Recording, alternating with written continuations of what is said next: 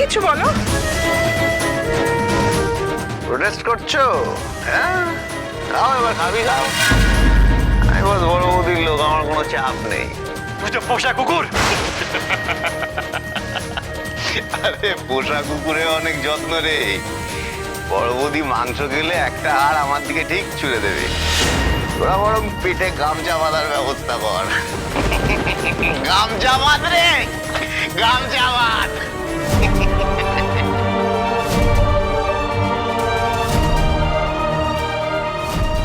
চলে যাচ্ছ? হ্যাঁ, মাথা নিচু করে চলে যাচ্ছ সবাই। হাঁটতে হাঁটতে তোমরা মাথা তুলে দাঁড়াতে ভুলে গেছো। এই একমাত্র সুযোগ বড় বৌদি মুঠো থেকে বেরোনোর।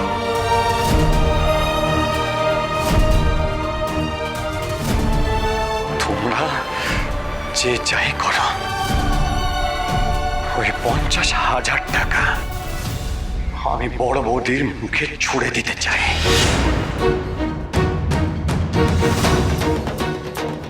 ঠিক আছে, ঠিক আছে, যাও।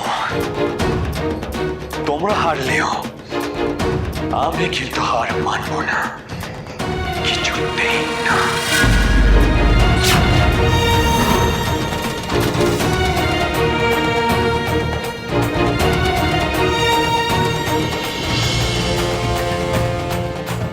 সবাইকে আমি 7 দিন সময় দিলাম। আগামী 7 দিনের মধ্যে ওই 50,000 টাকা আমার হাতে এনে তুলে দিতে হবে, নইলে তারপর থেকে নিজেদের খাবারের দায়িত্ব বুঝে নিতে হবে। ওই 50,000 টাকা আমি বড় বৌদির মুখে ছুড়ে দিতে চাই।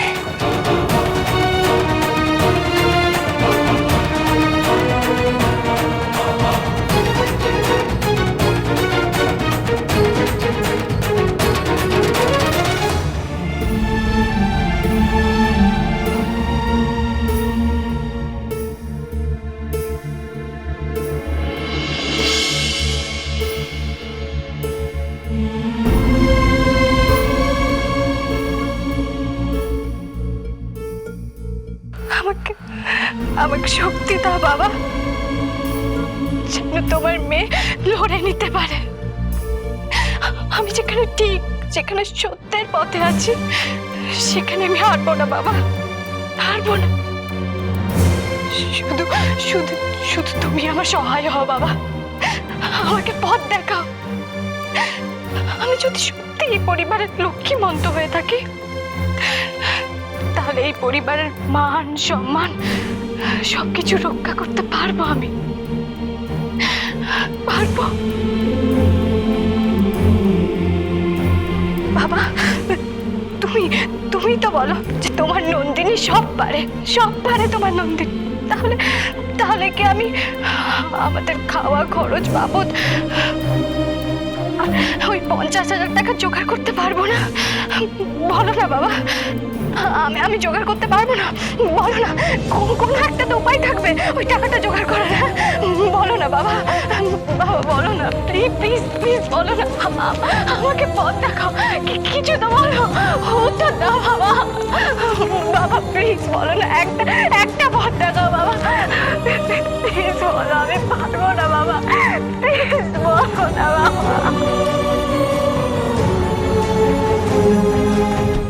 আবার না, এগুলো কেন দিচ্ছ?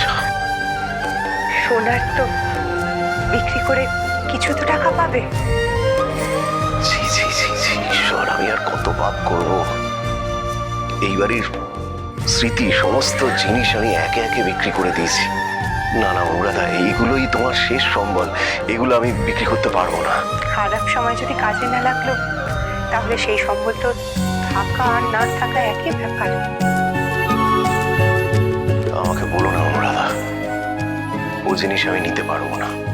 বাবা,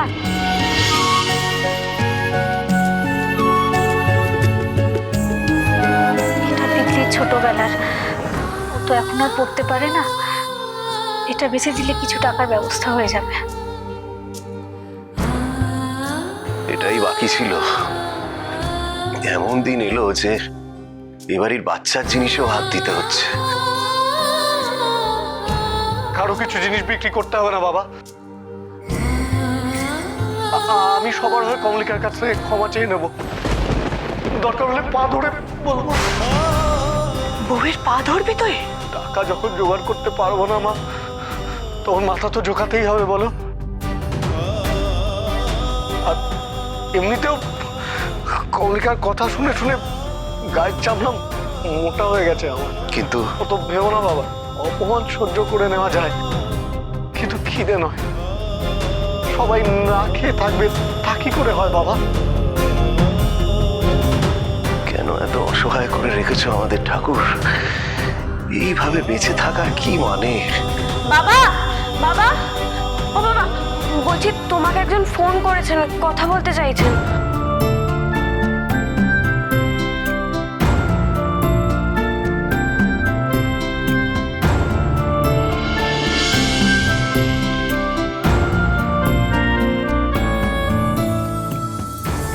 হ্যালো, ও ঘোষবাবু, কেমন আছেন? আমি ওই আছি একরকম। না ঘোষবাবু, আমাদের দোকানের আর সেদিন নেই।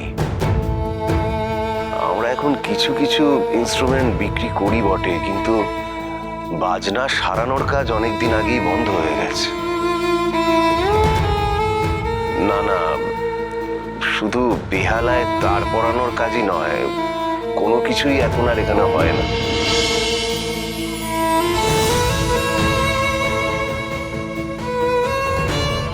এখনো লোকজন বাবাকে ফোন করে বাজনা সারানোর খোঁজ খবর নেয়। এত পুরনো নাম করা দোকান, তার মানে রোজ ঠিক মতো খুললে খদ্দের ঠিকই আসবে। জানি না ঘোষবাবু, দেখা যাক, যদি কোনোদিন আবার পারি আপনাকে আমি অবশ্যই জানাবো। ভালো থাকবেন।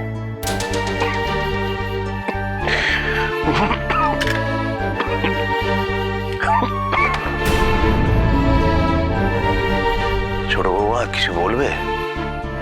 আপনি ফোনে কথা বলছিলেন, শুনতে শুনতে একটা কথা মাথায় এলো। কি কথা? বাজনার দোকানটা আগের মতো রোজ খুললে কেমন হয় বাবা?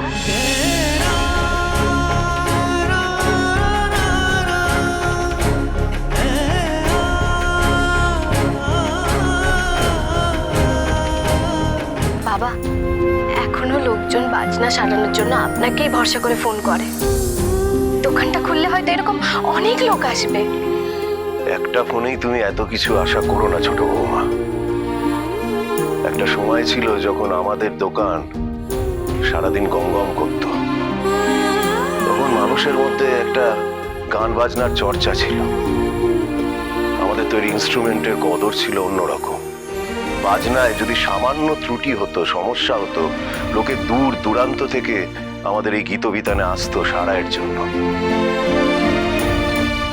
সেদিন আর ফিরবে না ছোট বৌমা। কেন বাবা? ফিরতেও তো পারে। না ছোট বৌমা, কি ভাড়া আছে আমি জানি না, কিন্তু আমি বহুবার চেষ্টা করেছি দোকানটাকে খোলার, চালানো। কিছু না কিছু ঘটে সেই আবার বন্ধ হয়ে গেছে। না গো, ও কিছু হওয়ার নয়, আর কিছু হবে না।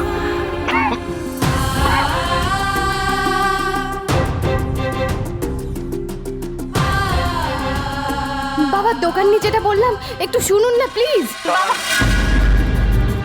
এবার কি ওপর থেকে ইনস্ট্রাকশন এসছে যাতে দোকানটা হাতছাড়া করা যায় সেই ব্যবস্থা করা? মানে আবার কি? মানে পরিষ্কার, বাবাকে বোঝাচ্ছিলেন দোকানটা রেখে দিয়ে কি লাভ, বিক্রি করে দিলে তো ল্যাঠা চুকে যায়, তাই না? না না, আমি বড় বৌদি এতদিন শকুনের মতো ওত পেতে দোকানের দিকে হাত দিতে পারেনি, তো এখন আপনাকে লেলিয়ে রেখেছে দোকানের দিকে। সবে আপনাকে মাথায় তুলেছে, সবাইকে চপিয়ে নিয়েছেন আপনি। তো এখন ফাঁক বুঝে বাবার ব্রেন ওয়াশ করে এখন দোকানটা হাতিয়ে নেওয়ার চেষ্টা করছেন। এসব কি কথা বলছেন আপনি? ঠিক বলছি আমি, একদম ঠিক বলছি। আমার আপনাদের সবার চরিত্র জানা আছে। বড় বৌদি যতই কথা বলুক, কিন্তু এই বাড়িতে আপনার ভালো মন্দ খাওয়া কোনোদিনও বন্ধ হবে না।